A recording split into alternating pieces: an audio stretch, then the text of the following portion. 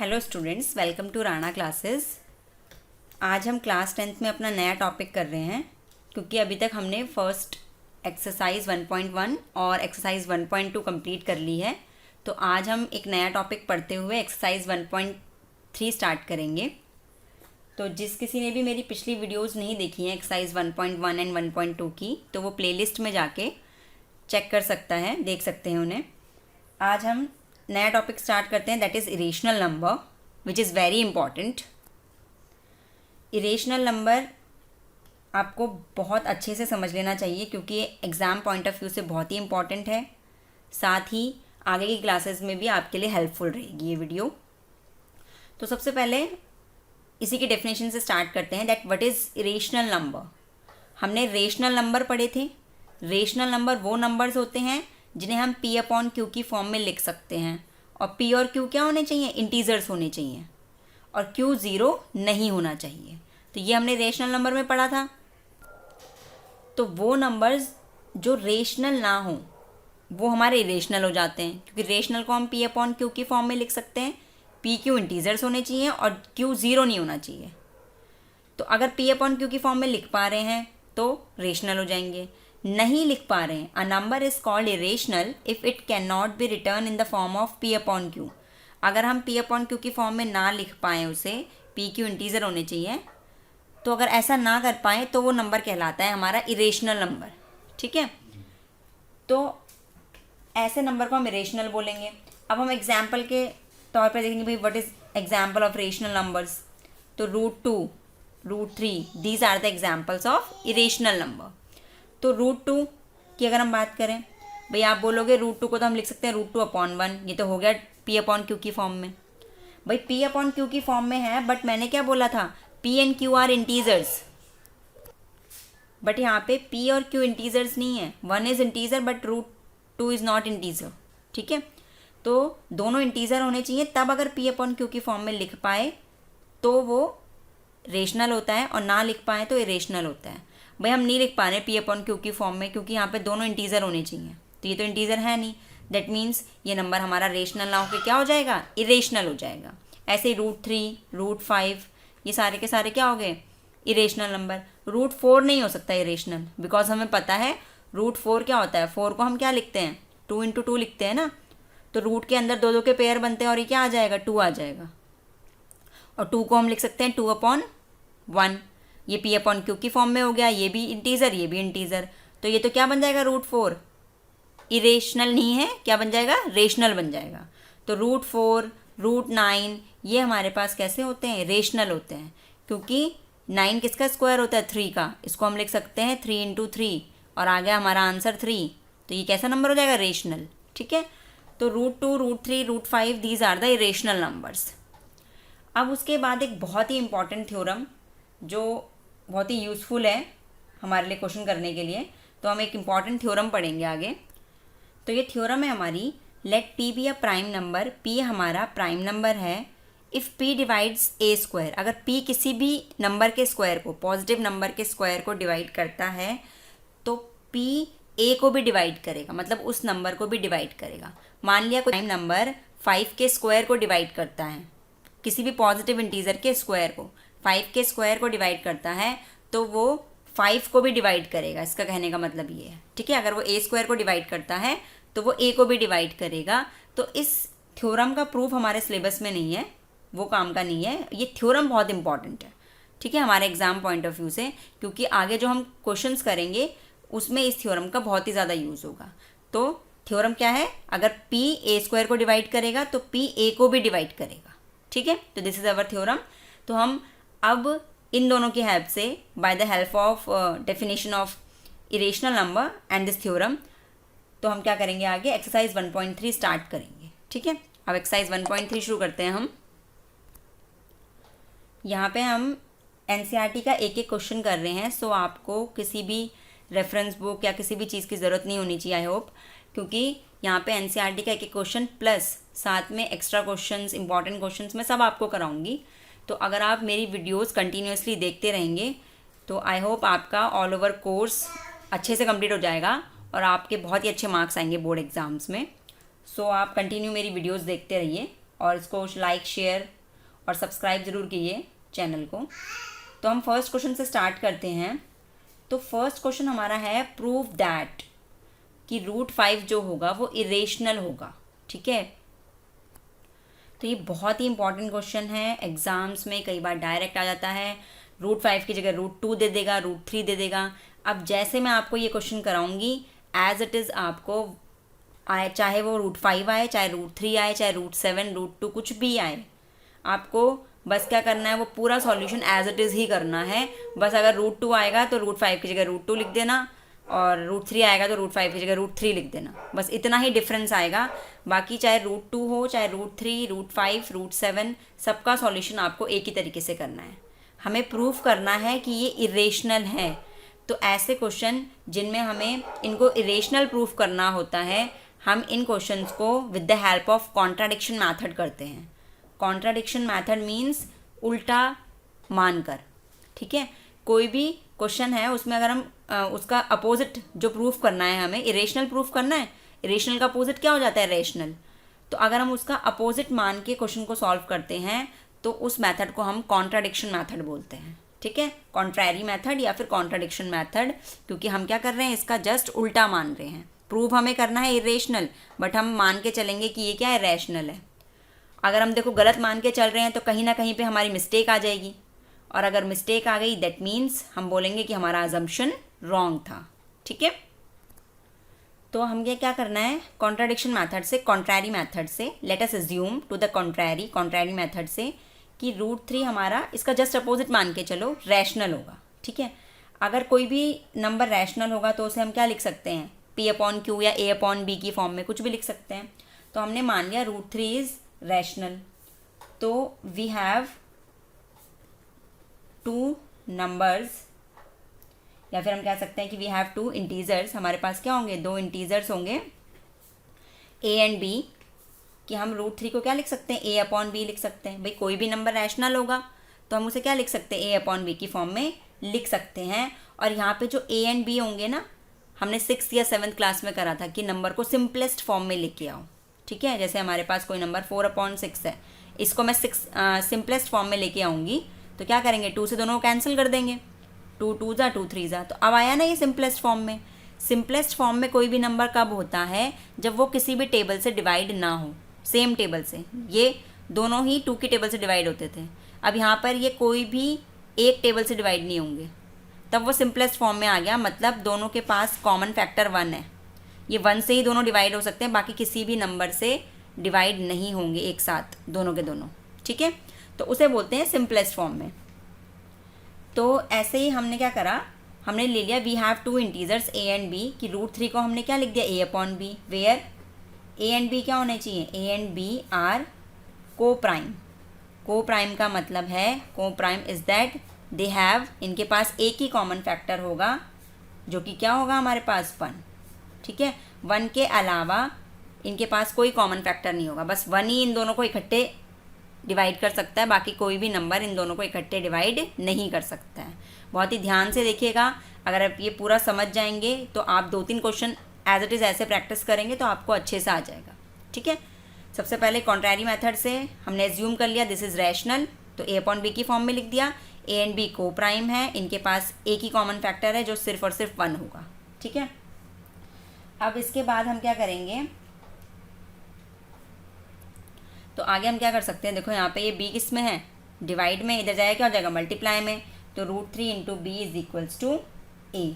अब इतना लिखने के बाद हम क्या करेंगे, स्क्वायरिंग बोथ साइड, क्योंकि यहाँ पे रूट में है ना, रूट हटाने के लिए हम क्या कर देंगे, दोनों साइड का स्क्वायर कर देंगे। स्क्वायरिंग बोथ साइड, जैसे स्क्वायर करा तो √3B का whole square is equals to A का स्क्वायर। इसे क्या लिख सकते हैं हम, √3 का स्क्वायर क्या हो जाएगा, 3 हो जाएगा, क्योंकि रूट और स्क्वायर आपस में कट जाते हैं। और B का square is equals to A square. अब हमें यहाँ पे दिख रहा है, हम इसे ऐसे भी लिख सकते हैं, A square is equals to 3B square, ऐसे भी लिख सकते हैं इसको इधर कर दिया, इसको इधर कर दिया। ठीक है, अब A स्क्वायर को हम क्या लिख रहे हैं, 3 इंटू समथिंग। ठीक है, मतलब जो A स्क्वायर है वो 3 का मल्टीपल है। 3 का मल्टीपल कब होगा, जब हम उसे क्या कर सकते हैं, 3 से डिवाइड कर सकते हैं मतलब। ठीक है, जैसे अगर मैं लिखूँ, हम यहाँ पे देखते हैं रफ में, 6 इज इक्वल्स टू 2 इंटू 3, भाई 6 2 का मल्टीपल है, कब होगा? जब वो 2 की टेबल में आता होगा 6, मतलब 2 से क्या हो जाएगा 6 डिवाइड। अगर ए स्क्वायर 3 का मल्टीपल है दैट मीन्स 3 क्या करता है ए स्क्वायर को डिवाइड, इम्प्लाइज 3 डिवाइड्स ए स्क्वायर। ठीक है, अभी हमने थ्योरम पढ़ी थी पिछली, थ्योरम क्या कहती है कि अगर ये 3 क्या है, प्राइम नंबर है ना, कोई भी प्राइम नंबर किसी ए स्क्वायर को डिवाइड करता है तो 3 क्या करेगा, उस ए को भी डिवाइड करेगा। क्या करेगा? ए को भी 3 डिवाइड्स ए। ठीक है, अगर 3 ए को डिवाइड कर रहा है तो ए को हम क्या लिख सकते हैं, 3 इंटू में समथिंग, वो समथिंग आप कुछ भी ले लीजिए, सी ले लीजिए, ए भी यूज़ कर चुके हैं, सी ले लीजिए।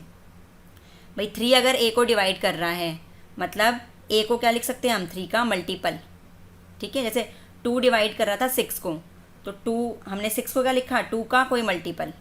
ठीक है, ऐसे ही अगर 3 डिवाइड कर रहा है ए को, तो ए को क्या लिखेंगे, 3 का मल्टीपल।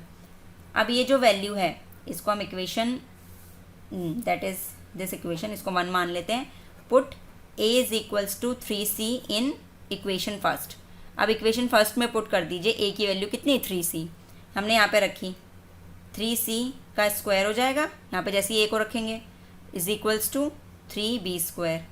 ठीक है, अब इतना रखने के बाद अब आप देखिए 3c का स्क्वायर बोला है ना, यहाँ पे 3 का स्क्वायर कितना, 9, और c का स्क्वायर तो क्या हो जाएगा, 9c स्क्वायर। अब इधर की साइड क्या था, 3b स्क्वायर, तो यहाँ पे 3b स्क्वायर। अब 3 यहाँ मल्टीप्लाई में जाएगा, क्या हो जाएगा, डिवाइड में, 9/3 square is equals to b square. 3 3 ज़ा 9, तो b स्क्वायर को हमने क्या लिख दिया, 3 इंटू में c स्क्वायर। b स्क्वायर किसका मल्टीपल है, 3 का मल्टीपल है, इम्प्लाइज 3 डिवाइड्स b स्क्वायर, मतलब 3 क्या करता है, b स्क्वायर को डिवाइड करता है। इसका मतलब कि 3 क्या करेगा, क्योंकि 3 प्राइम नंबर है, with the help of theorem हम क्या लिख सकते हैं, 3 डिवाइड्स b। इसका मतलब b इज इक्वल्स टू हम क्या लिख सकते हैं, 3 इंटू में समथिंग, d लिख दिया।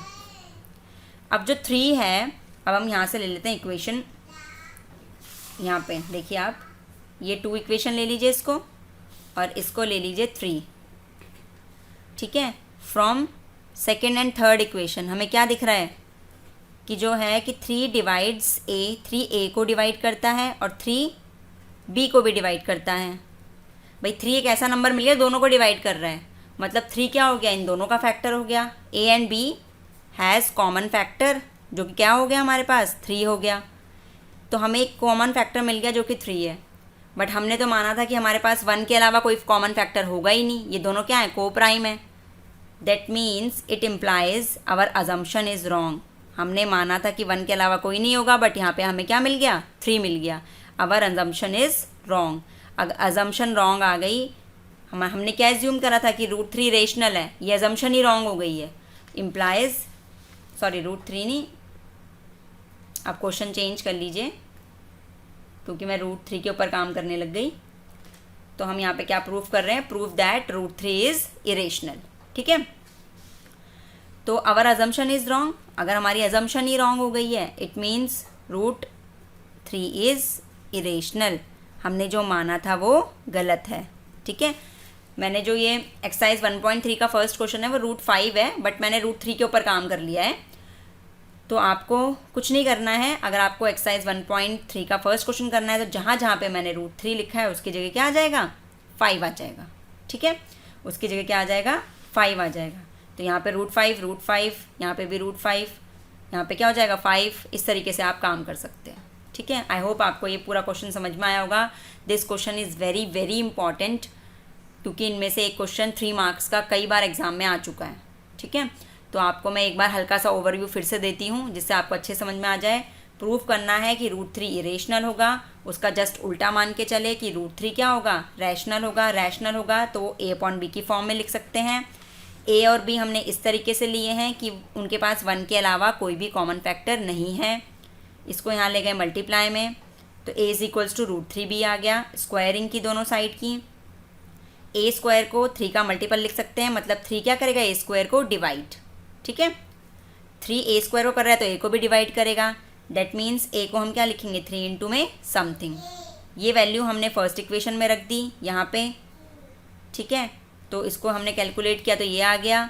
b स्क्वायर को भी हम 3 का मल्टीपल लिख पाए हैं, तो 3 क्या करेगा, बी स्क्वायर को डिवाइड करेगा, तो फिर 3 बी को भी डिवाइड करेगा। तो 3 जो है वो ए को भी डिवाइड कर रहा है, बी को भी डिवाइड कर रहा है, मतलब ए एंड बी के पास कॉमन फैक्टर 3 आ गया, जिसकी वजह से हमने जो एज्यूम किया था वो गलत हो गया और हमारा √3 क्या हो गया, इरेशनल। ठीक है, आई होप आपको ये समझ में आ गया होगा। तो this question is very very important, so आप इसको अच्छे से प्रैक्टिस कर लीजिएगा। अब इसके बाद हम नेक्स्ट क्वेश्चन नंबर 2 करते हैं। क्वेश्चन नंबर 2 में बोल रहा है कि प्रूव करो कि 3 + 2√5 इज़ इरेशनल। हमें ये प्रूव करना है। ठीक है, अब हमें पता है कि अब हम ये कर चुके हैं कि √3, √5, √7 ये सब इरेशनल होते हैं, हम प्रूव कर चुके हैं ना। तो अब हम क्या करेंगे, इसको भी कॉन्ट्राडिक्शन मैथड से, जिसमें भी इरेशनल प्रूफ करना है कॉन्ट्राडिक्शन मैथड यूज़ करो। लेट अस एज्यूम, हम क्या एज्यूम करेंगे, assume to the contrary method से हम एज्यूम करेंगे कि this number is 3 + 2√5 is rational number. भाई अगर रैशनल नंबर है तो 3 + 2√5 को हम क्या लिखेंगे, a/b। ए एंड बी हमारे पास क्या है, को प्राइम है। ठीक है, अब उसके बाद भाई ये रैशनल नंबर है ना, a/b रैशनल है। 3 यहाँ प्लस में इधर जाएगा, क्या हो जाएगा, माइनस में। ठीक है, ये रैशनल है, इसके नीचे कुछ नहीं है, मतलब 1 है। ये भी रैशनल, ये भी रैशनल। 2 रैशनल नंबर को माइनस करेंगे तो क्या आ जाएगा, रैशनल नंबर आएगा ना। 2 रैशनल नंबर को माइनस करेंगे तो रैशनल नंबर हमारे पास आ जाएगा। अब उसके बाद 2 यहाँ मल्टीप्लाई में, इधर जाएगा क्या हो जाएगा, डिवाइड में। रैशनल नंबर अपॉन में 2, किसी रैशनल नंबर को 2 भी क्या है, नंबर है, 2 से किसी रैशनल नंबर को डिवाइड करोगे तो क्या आ जाएगा हमारे पास, रैशनल नंबर आ जाएगा।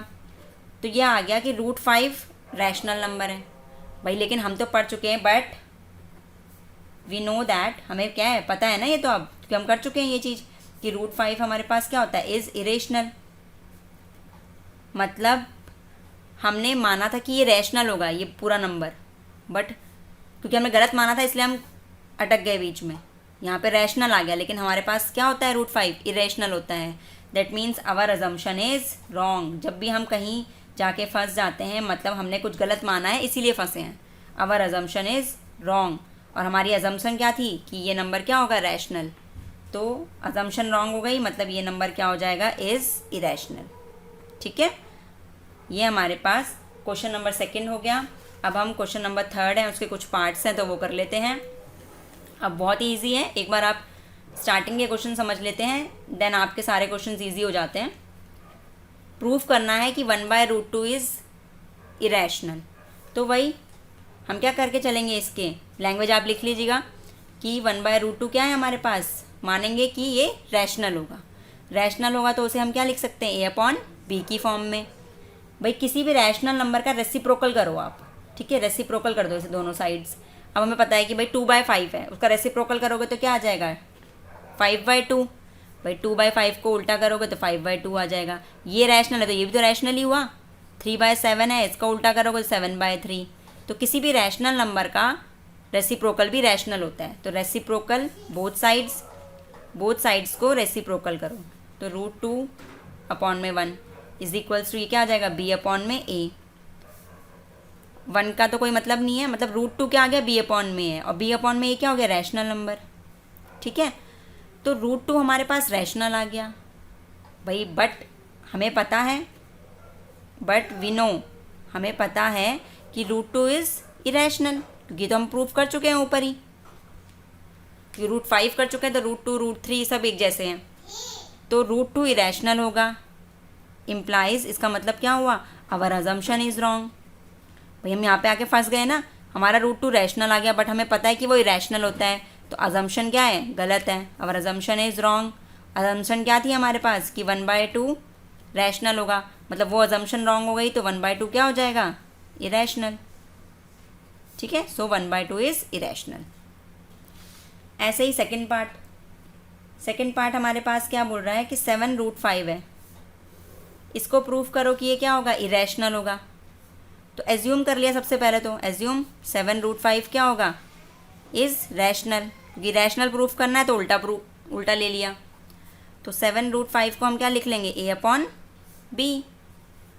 यहाँ पे 7 मल्टीप्लाई में नीचे जाएगा डिवाइड में, भाई ये नंबर हमारा रैशनल था, 7 से डिवाइड करेंगे तो भी क्या होगा, रैशनल ही तो होगा, क्योंकि ये इंटीज़र है, बी इंटीज़र था, 7 से किसी भी इंटीज़र को मल्टीप्लाई करोगे तो ये भी इंटीज़र, इंटीज़र अपॉन में इंटीज़र क्या होता है, रैशनल नंबर।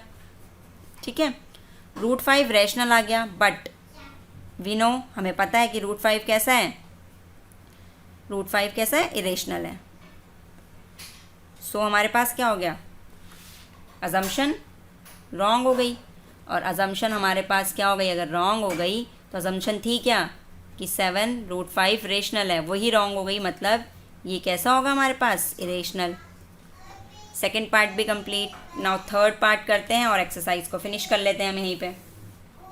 ठीक है, थर्ड पार्ट अब हमारे पास क्या है, 6 + √2, इसको क्या प्रूफ करना है, इरेशनल प्रूफ करना है। तो फिर से इसको एज्यूम करेंगे, इज़ रैशनल, ये एज्यूम करके चलेंगे हम, लेट अस एज्यूम, ये हमने एज्यूम किया है। तो 6 + √2 = a/b आ जाएगा, प्लस में है 6, इधर जाएगा क्या हो जाएगा, माइनस में। बस यहाँ पे इस साइड में केवल रूट के नंबर रहने देना, बाकी सब उधर ले जाना। ठीक है, इस साइड में केवल रूट के, जैसे यहाँ पे हमने रूट वाला यहाँ पे रहने दिया, बाकी इधर ले गए। इस वाले क्वेश्चन में भी, इसमें तो रेसिप्रोकल कर दिया था, तो √2 यहीं पे है, बाकी इधर ले गए। भाई ये रैशनल है, और 6 भी क्या होता है, रैशनल होता है। दो रैशनल नंबर को सब्ट्रैक्ट करेंगे तो क्या आएगा, रैशनल नंबर आएगा। तो √2 किसके बराबर आ रहा है, रैशनल के बराबर, बट वी नो, हमें तो पता ही है कि √2 क्या होता है, इरेशनल होता है, √2 इज़ इरेशनल। तो क्या हो गई, अजम्पशन रॉन्ग हो गई। अब जैसे ही हमारी अजम्पशन हुई रॉन्ग, तो अजम्पशन क्या थी कि ये रेशनल है, ये अजम्पशन रॉन्ग हो गई, तो ये क्या हो गया हमारे पास, इरेशनल नंबर।